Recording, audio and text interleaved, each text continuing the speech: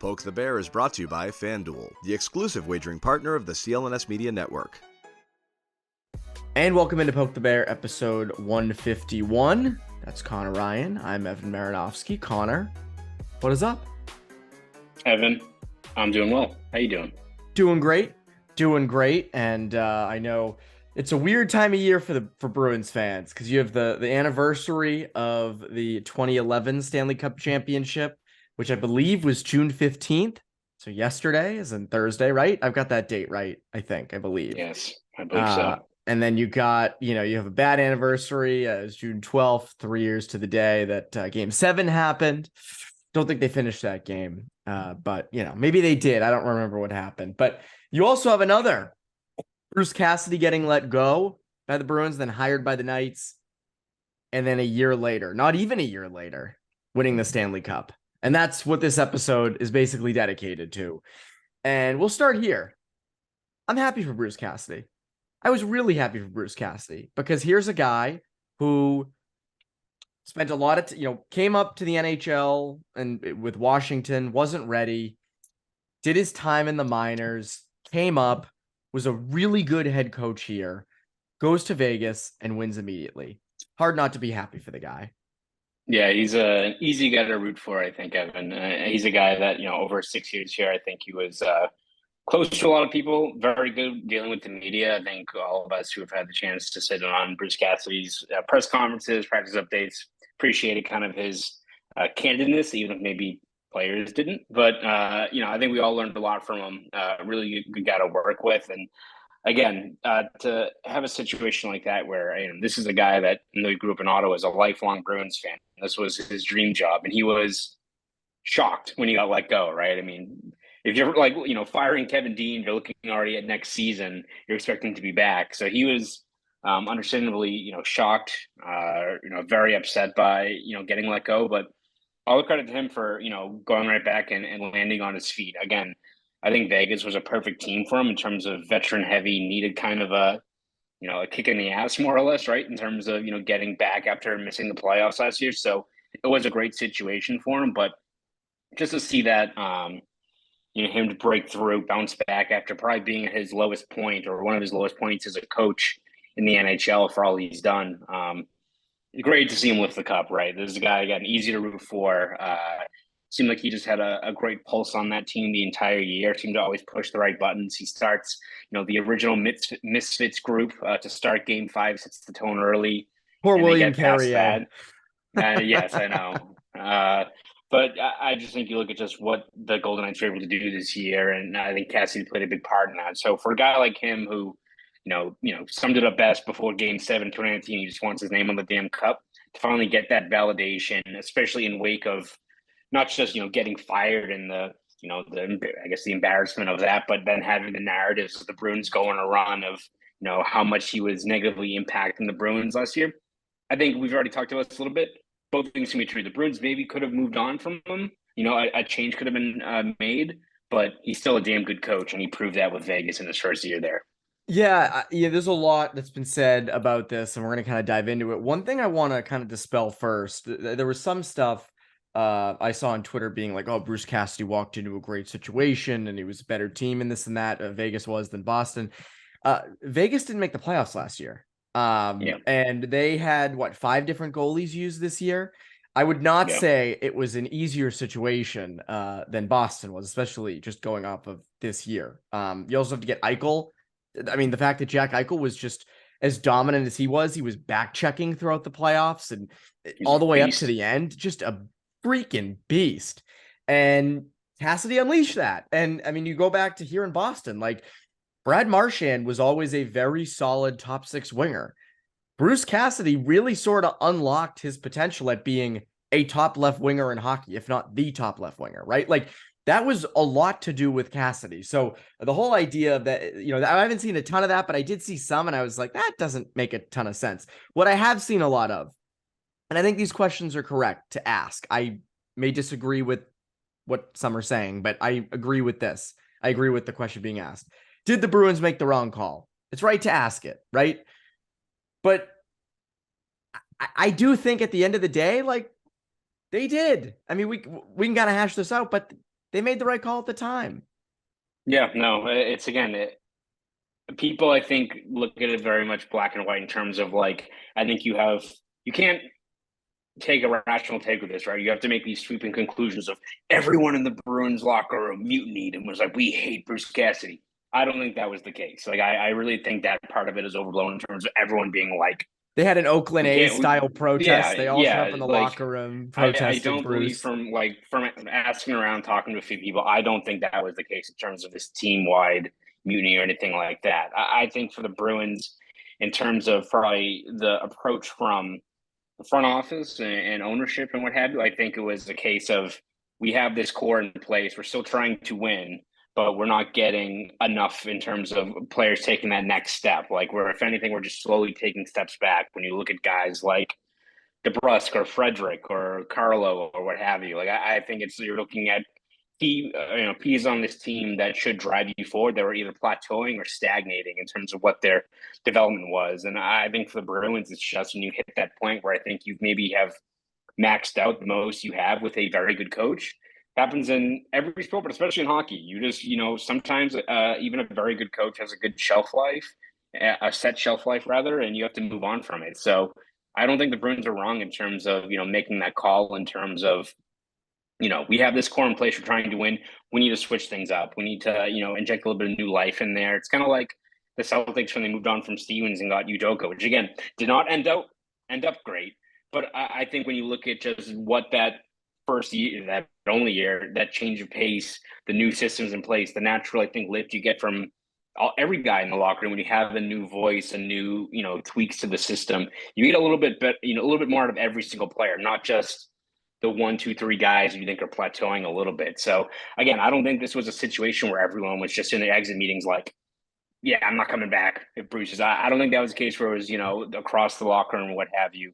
I don't think it was that sweeping again of how they viewed it. I think from the front office, it was just, the time I think had come to switch things up. I think is kind of how they approach it. And again, you look at just how the regular season went. It seems like it worked out for, both parties, right? I think we've talked about this before. I think two things can be right. Bruce Cassidy is a fantastic coach.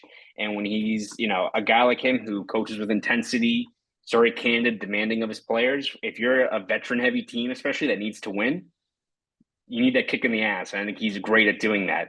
But at the same time, Bruins, a veteran-heavy team, sooner or later, you need to switch things up, and you can't have the message get stale when it seems like you're kind of have hit a wall of first round exit, second round exit, running into Carolina, these things. You need to make a change. So I think both things can be right. That's not the sexiest conclusion, right? In terms of it has to be this sweeping thing, but it's like you look at the last couple of days, it goes right back to people being like the Bruins made the wrong call. They should have kept Cassidy over these players, or it's what have you, or it's they made a wrong call. When I think we're all in agreement.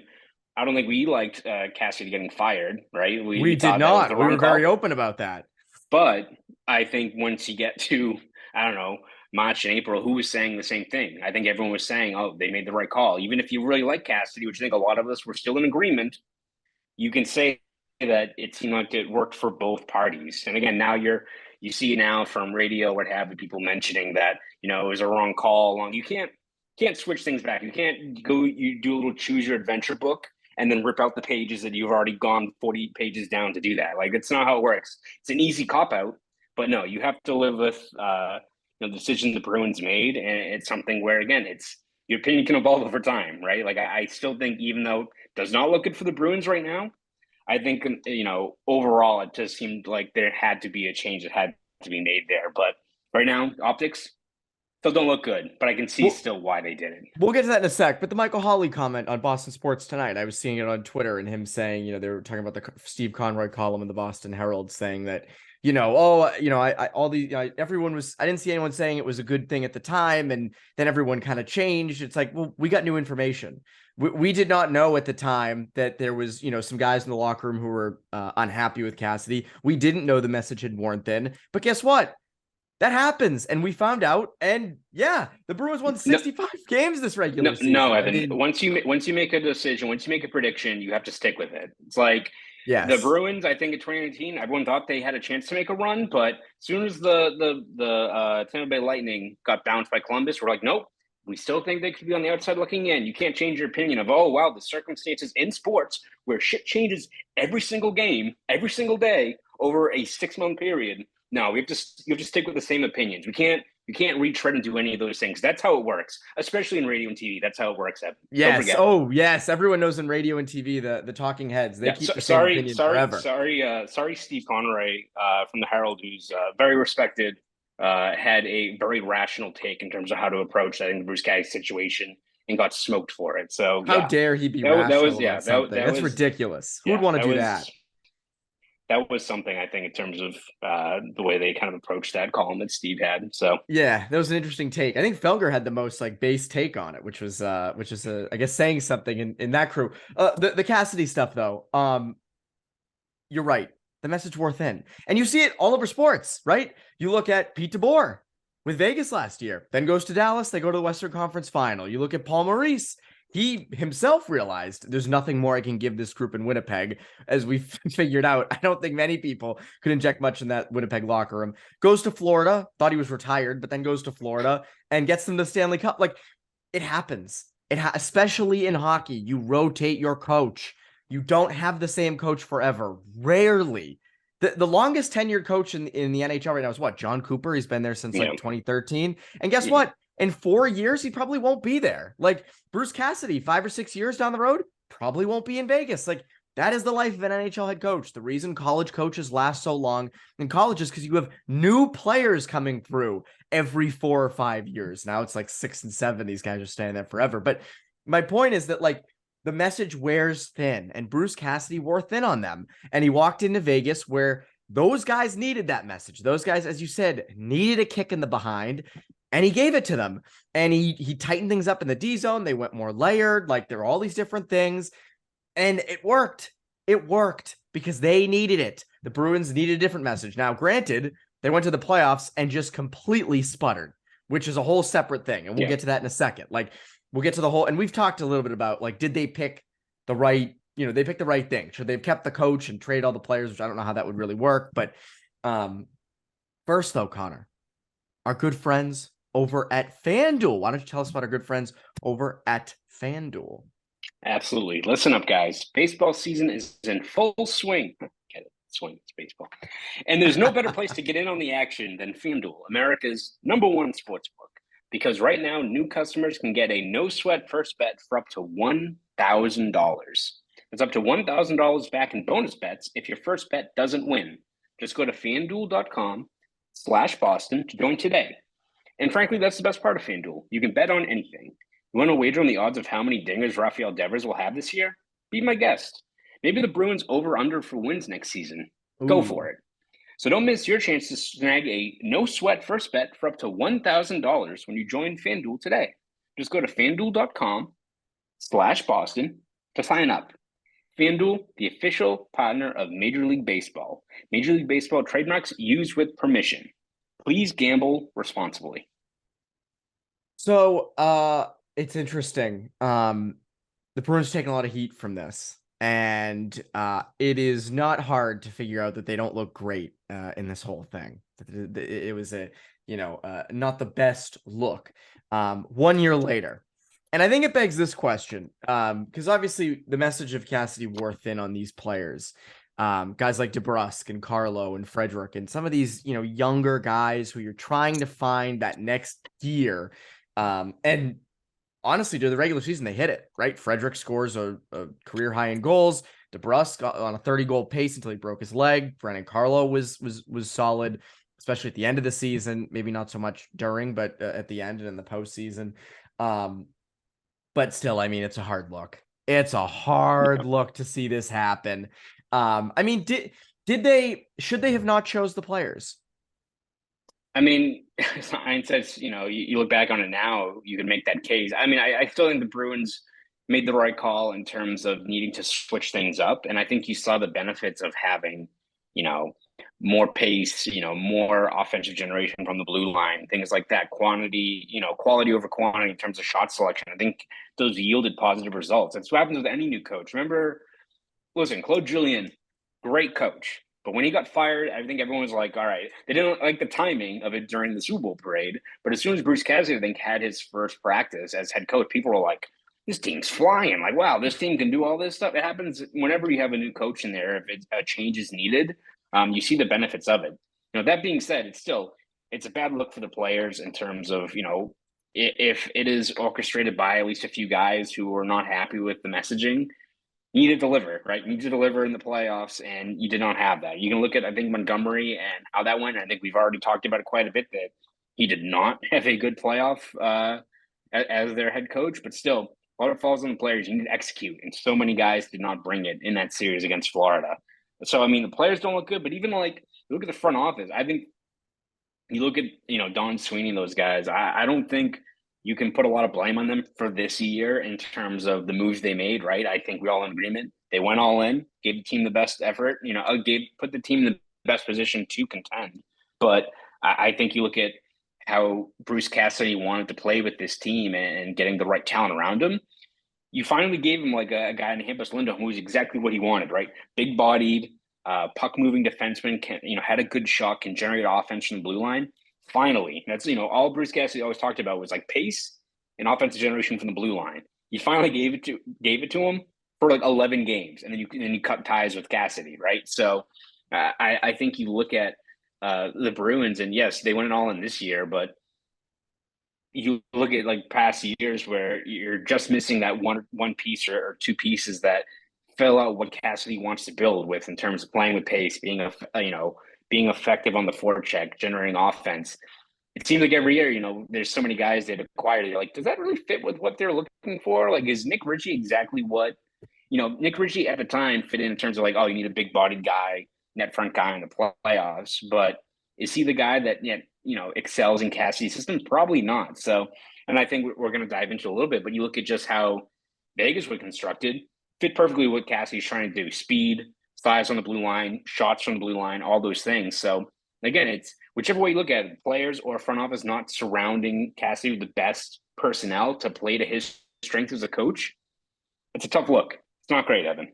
Not great. I will always go back to that Rick Nash trade, because if that goes right, if Rick Nash plays in the 2018-19 season and continues, and you get it, you get some mileage out of him, and saying he doesn't get injured again, and you go into the Stanley Cup playoffs with him, like that was a guy to me who kind of made sense for Cassidy's system. But after that, there weren't a ton of moves that sort of aided that, especially on the back end as well, right? Like Zdeno Chara left, and you didn't really give Cassidy any guy to replace him. Again, I'm not saying you're replacing 6'9" Zdeno Chara, who's the captain, but you're not really replacing him with a number one defenseman. You're just saying, all right, McAvoy's going to kind of slot into that, but no one really on that left side. Krug left too, and there was really Grizzly can kind of just slot in. And I mean, the back end was really kind of where it crumbled, and for a lot of times with them, and it also did in this playoff run too. So I guess you have that as well. But man, I mean, you're right. Like they just didn't maximize Cassidy. And again, like the issue was never like, I don't think the Bruins never thought, they can't win with Cassidy. They almost did. They came away in 2019. I think it kind of came down to, as we've said, that next potential of guys, that next core that was in place when Patrice Bergeron and Brad Marchand and those older guys were done. The guys like DeBrusk and Carlo and some others, could they unleash that next bit of potential? Montgomery got it out of them in the regular season, didn't in the postseason. And, I mean, are they too soft? We've discussed this. Hopefully this is a learning lesson, but a lot of those guys did also have the 2019 learning lesson in Game 7 as well. So it's like, how many learning lessons are you going to need to kind of right the ship here? The old core, the Bergeron core, really needed like one, and it was the 2010 debacle against the Flyers.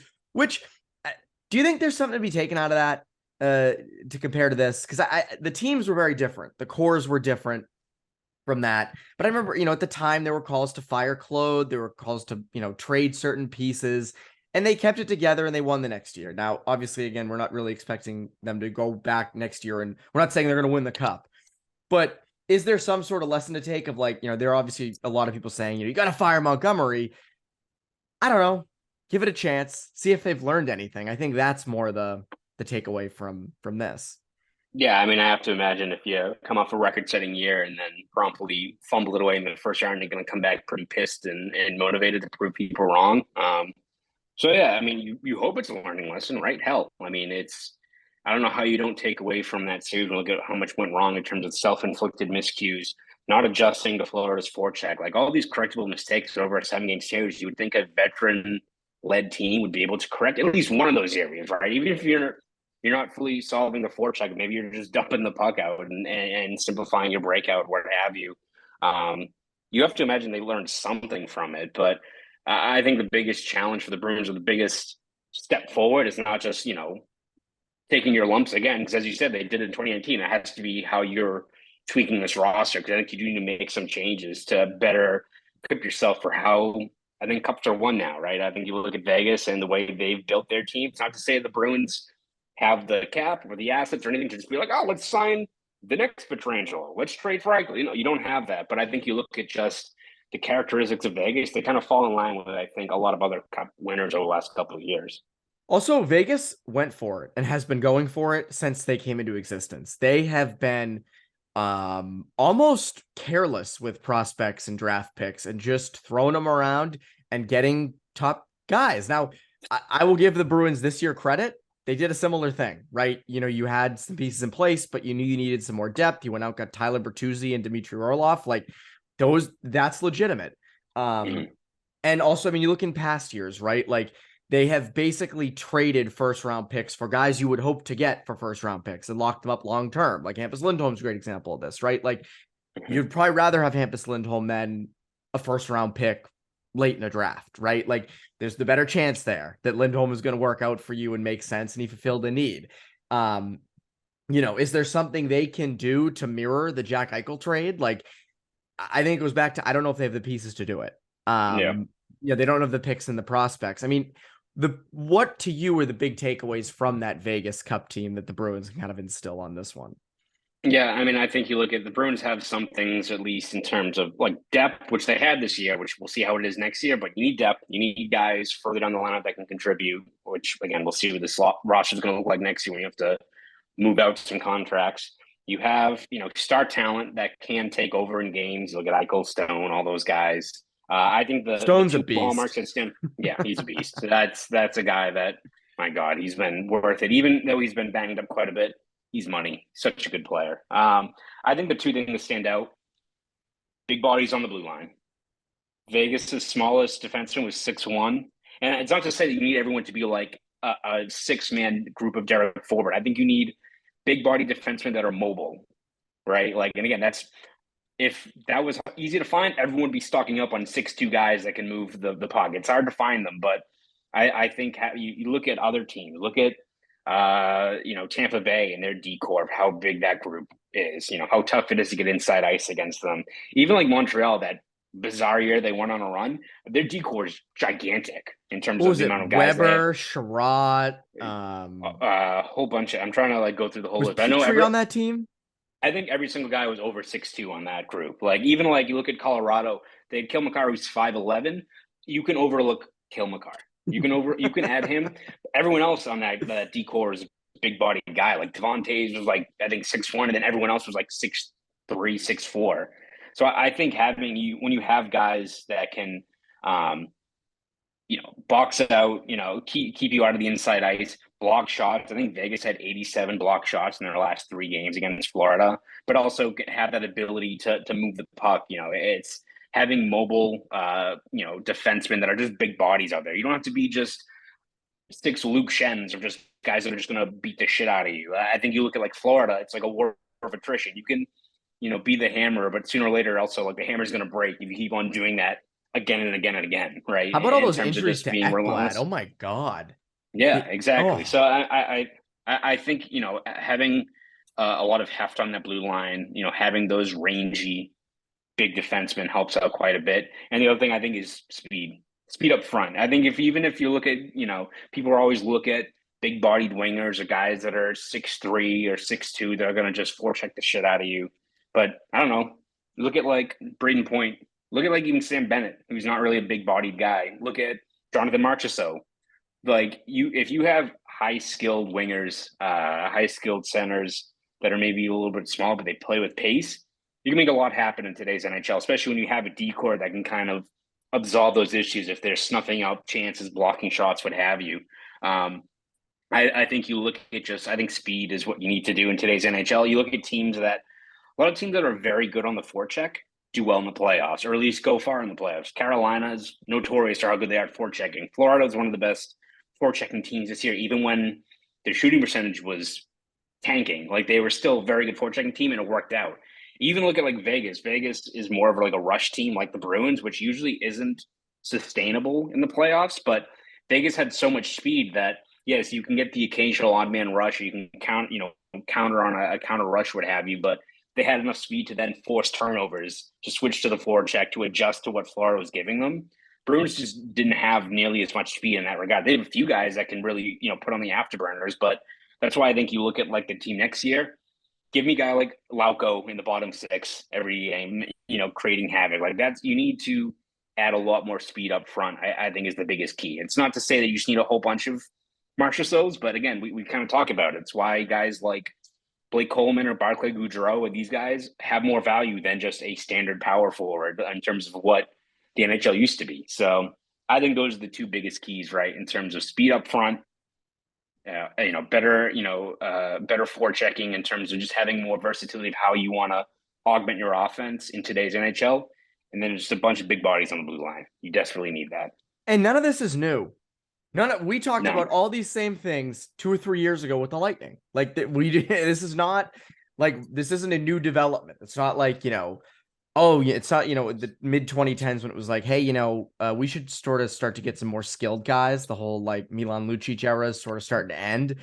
This is a lot like they just kind of took other blueprints. I mean, the Blues were like this a little bit on D in 2019. They were big. They were hard to get to high danger ice, all those things. So it's nothing new, but again, they leaned into it. They were built for the playoff run. Never really in doubt with them. I mean, I know obviously in net they had some issues throughout, but pretty, had no problem taking down the Jets, took down the Oilers, took down the Stars, took down the Panthers. Like they weren't the flashiest. They didn't have the most exciting run. This wasn't the 2011 Bruins. They just kind of took care of business, and they ended up winning because of it. Lots with the Cassidy stuff. We could go on and on about it forever. But what can people look forward to from you over at Boston.com and the Boston Globe? Yeah, we're going to have you covered throughout this offseason. Hopefully things will start ramping up pretty soon, whether it's the buyout window is going to open up on today, actually, when this drops. But you got the draft on the horizon, free agency, trades, everything. We'll be covering it every step of the way over at Boston.com. So please read over there. And if you want to follow me on Twitter, you can at Conor Ryan _93. Go do all that. That's Conor Ryan. I'm Evan Marinofsky. You poke the bear, listeners. Have a great rest of your week.